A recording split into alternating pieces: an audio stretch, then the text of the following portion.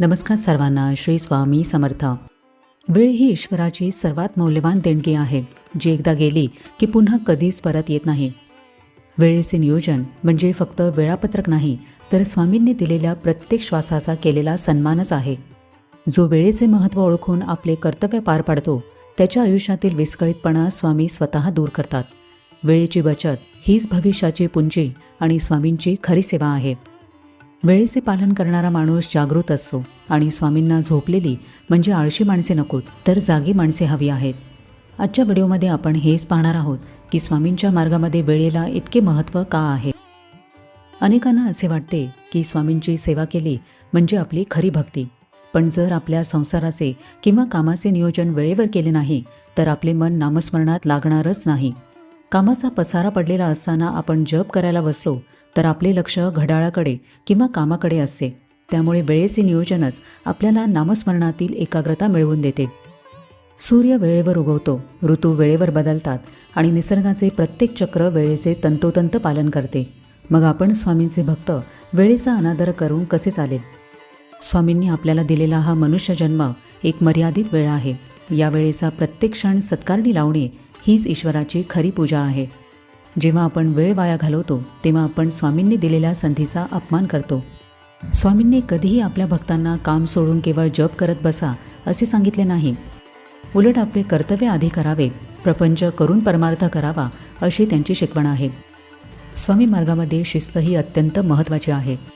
जेव्हा आपण वेळेचे नियोजन करतो, तेव्हा आपल्या आयुष्यामध्ये एक लय येते आणि ही लय म्हणजे आंतरिक शक्ती, जी आपल्या भक्तीसाठी अनिवार्य आहे. जर आपणच आपले काम वेळेवर पूर्ण केले नाही आणि मग त्याचे खापर नशिबावर किंवा स्वामींवर फोडले, तर तो पळपुटेपणा आहे. वेळेचे नियोजन आपल्याला आयुष्यामध्ये शिस्त लावते.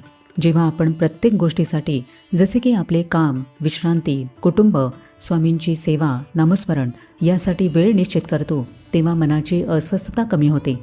विस्कळीत आयुष्य जगणारा माणूस कधीही स्वामींच्या शांततेचा अनुभव घेऊ शकत नाही. नियोजित वेळेमध्ये कामे आटोपली की मनही शांत राहते.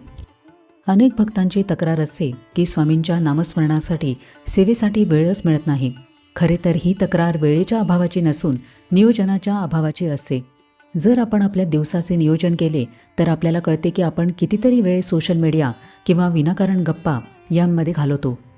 वेळेची किंमत जाणणारा भक्त आपले काम आणि स्वामींची सेवा याचे योग्य प्रकारे नियोजन करतो आणि असे नियोजनच भक्तीला अधिक समृद्ध करते. कधीकधी लोक भक्तीचे निमित्त करून आपली कर्तव्ये पुढे ढकलतात. मी स्वामींच्या पारायणात बसलो होतो म्हणून काम झाले नाही, असे समर्थन चुकीचे आहे.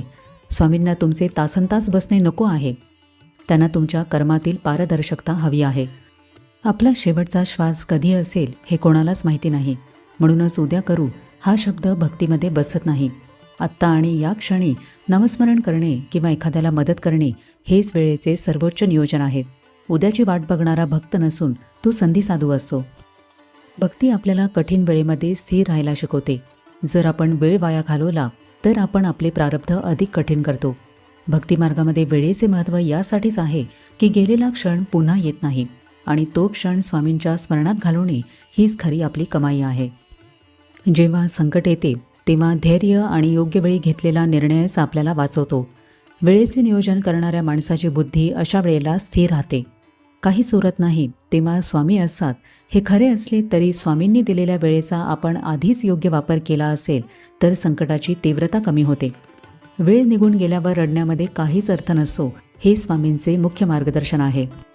जेव्हा संकट येते तेव्हा आपण खूप वेळ फक्त माझ्यासोबतच असे का झाले हा विचार करण्यामध्ये घालवतो.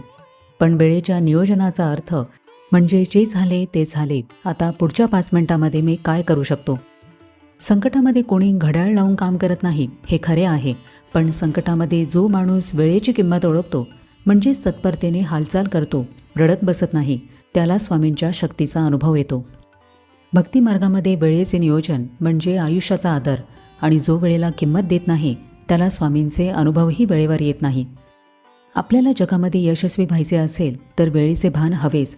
जगातील सर्व यशस्वी लोक आणि सामान्य लोक यांमध्ये एकच गोष्ट सारखी असते, ती म्हणजे दिवसाचे 24 तास.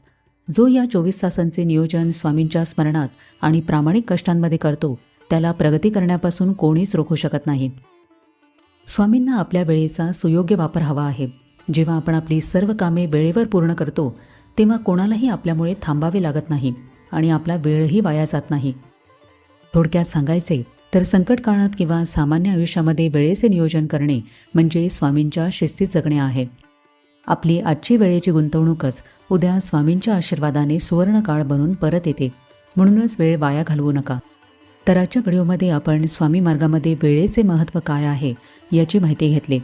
तर कसा वाटला आजचा व्हिडिओ हे मला कमेंट करून नक्की सांगा. आपण भेटूया आता पुढच्या व्हिडिओमध्ये. तोपर्यंत सगळ्यांना श्री स्वामी समर्थ.